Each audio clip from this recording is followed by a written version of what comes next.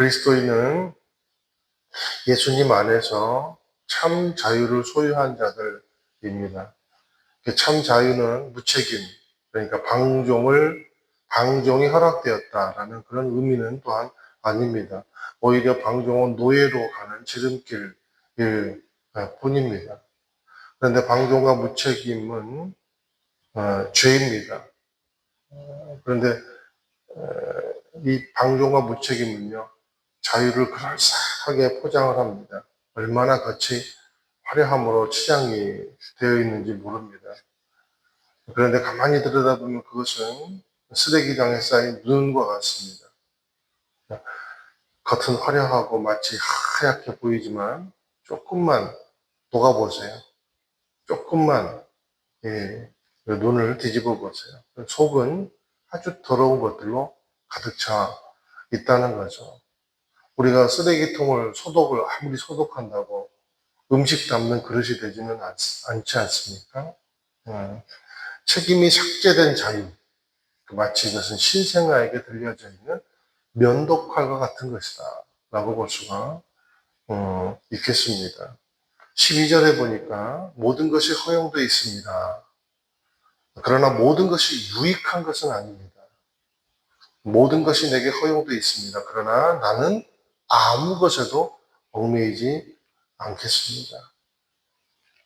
이 땅에 살면서 죽기까지 완벽한 자유를 누릴 수 없다는 것이죠. 오늘 12절 말씀이 무슨 말이냐? 모든 것이 가능하지만 모든 것이 유익한 것은 아니라는 거예요. 말 그대로. 그래서 이렇게 얘기해요. 그러나 나는 아무 것에도 얽매이지 않겠습니다. 이게 무슨 말입니까? 나는 방종을 다스릴 수 있는 능력을 가졌다는 겁니다. 우리가 이런 능력이 있어야 돼요. 방종을 다스리는 능력, 게으름을 다스리는 능력, 무책임을 다스리는 능력. 이게 진짜 얽매이지 않는 자유가 있는 사람이라는 거죠. 그런데 어떻게 이 험악하고 유혹이 많은 세상에 그런 능력을 가질 수가 있겠습니까? 이게요, 비밀이 있어요. 주님께만 얽매이면 됩니다. 주님께만. 우리가 사랑하면 얽매여지잖아요. 그런데 우리가 사랑하면 그 얽매임이 내게 얼마나 큰 기쁨이 되는지 모릅니다. 오히려 자유가 된다는 겁니다. 내가 사랑하는 사람에게 얽매여서 그 사람이 좋아하는 것을 해주고 싶은 그 마음이 있는 겁니다. 그리고 내가 실제적으로 그것을 해줬을 때, 채워줬을 때, 내가 했던 수고가 막 슬피 울며 이를 가는 그런 수고가 됩니까? 그게 아니라 너무 값진 거예요. 너무 의미 있는 거예요. 너무 기쁜 거예요. 이것이 행복한 얽매임이라고 이렇게 우리가 정의 내려볼 수 있겠습니다. 속박이 아닙니다. 이게 진짜 자유다라는 거예요. 저와 여러분이 우리 하나님께, 우리 주님께 얽매임으로 자유가 있게 되기를 예수님의 이름으로 축원을 드립니다. 복음을 깊이 있는 마음으로 사랑하면 진짜 자유가 임한다라는 거예요. 그러므로 우리에게 자유가 임하는 방법이 있습니다. 그것은요, 예수님을 깊이 사랑하는 겁니다. 그리고 성령님을 깊이 사모하는 것입니다. 그럴 때 오늘 14절의 말씀대로 예수 그리스도를 살리시는 그 하나님의 능력이 우리 인생의 영을 자유케 하고 살게 하는 진정한 능력이 되겠다라는 것입니다. 13절 한번 같이 읽어보실게요. 시작. 음식은 배를 위해 있고 배는 음식을 위해 있습니다. 그러나 하나님께서는 이것도 저것도 다 없애버리실 것입니다. 몸은 은행을 위해 있는 것이 아니라 주를 섬기라고 있는 것이며 주께서는 우리 몸을 위해 계십니다. 자, 바울이요. 몸은 누구를 위해서 있느냐? 이렇게 지금 질문하고 있는 겁니다. 몸은 누구를 위해서 있느냐? 몸이 가족을 위해서 있느냐? 내 자신을 위해서 있느냐? 사랑하는 어떤 사람을 위해서 있느냐? 우리 교회와 목사님을 위해서 있느냐? 순원들을 위해서 있느냐? 이것은 2차적인 거예요. 그게 아니고 몸은 누구를 위해 있어야 합니까? 주님을 위해 있어야 한다는 겁니다. 왜냐하면 그래서 기초거든요. 우리가 기초가 튼튼해야 집이 세워지잖아요. 기초 없이 어떻게 집을 집니까? 기초 없이 어떻게 교회를 섬겨요? 기초 없이 어떻게 가정을 섬겨요? 그러니까 기초 없는 집은 마치 모래 위에 지은 집과 같다라는 겁니다. 그 기초가 뭡니까? 주를 위해 내 몸이 있다라는 사실을 인식하고 고백하는 거죠. 나를 살리고 가정을 살리고 내 인생을 살리고 그리고 이런 모든 살리는 것의 기초는 바로 내 존재의 의미를 주님 안에서 찾는 것이다 라는 겁니다. 저 여러분의 존재가 주님 안에서 찾아지기를 소망합니다. 아니 주님 안에서만 우리는 우리의 인생의 의미를 찾을 수가 있다는 거예요.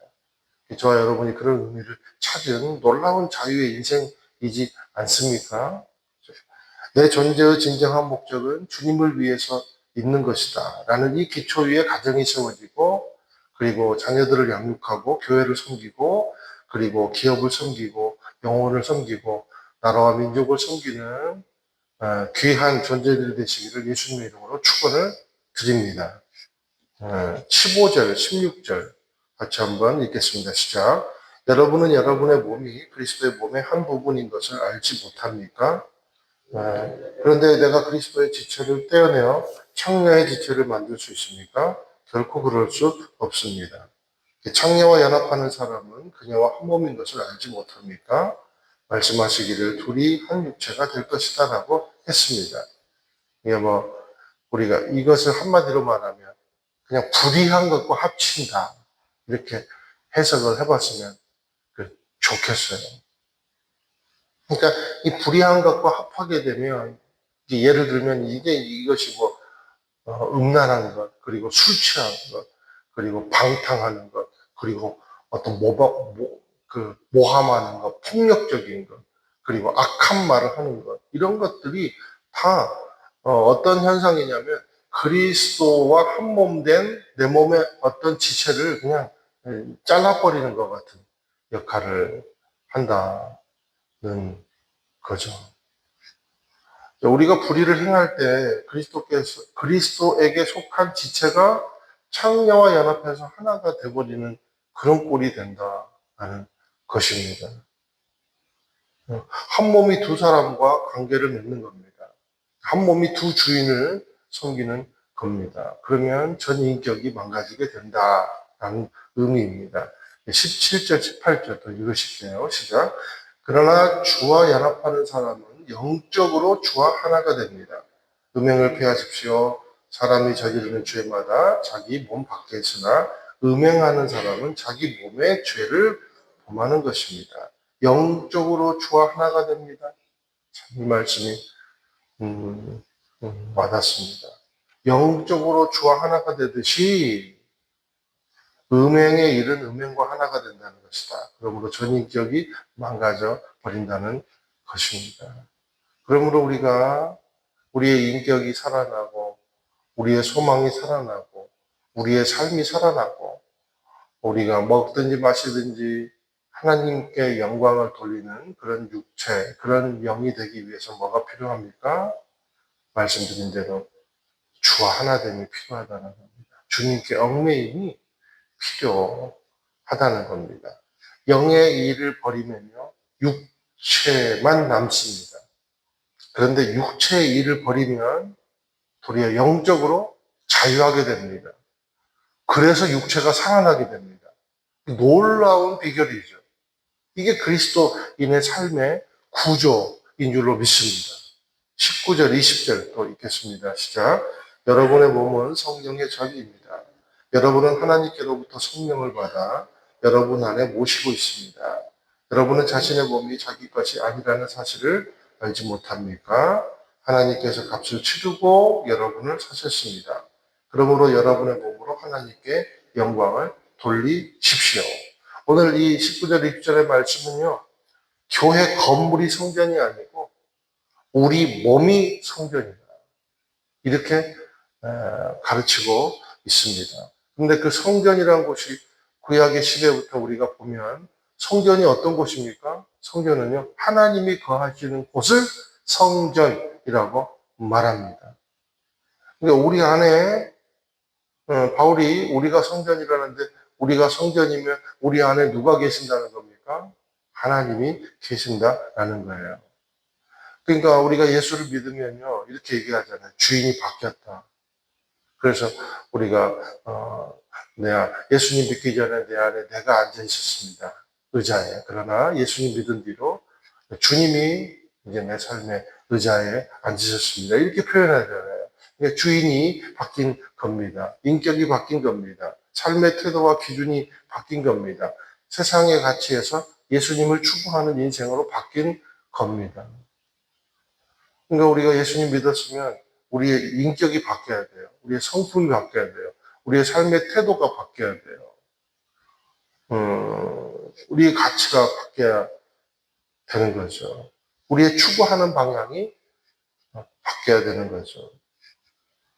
기억하시기를 축원드립니다. 우리의 몸은 하나님께서 아들을 희생시켜 사신 독생자를 희생시켜 대속해서 사신 소중한 몸임을 기억하게 되시기를 축원을 드립니다.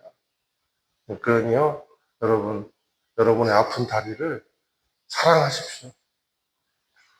여러분이 그 소화력이 딸려도 그 소화력을 사랑하십시오. 저는 소화력이 많이 딸렸어요. 그런데 이 말씀 묵상하면서 하나님, 내가 소화력 딸려도 그냥 이 몸을 내가 사랑하겠습니다. 먹든지 마시든지 주님을 위해서 하시라. 내 존재의 진정한 목적은 주를 위해서다라는 생각으로 기도하고 행동하고 오늘 삶으로 파송되게 되는 귀한 몸이 되시기를 예수님의 이름으로 축원을 드립니다. 그러면 우리 인생을 통해서 하나님께서 영광을 받으시는 귀한 인생이 된 줄로 믿습니다.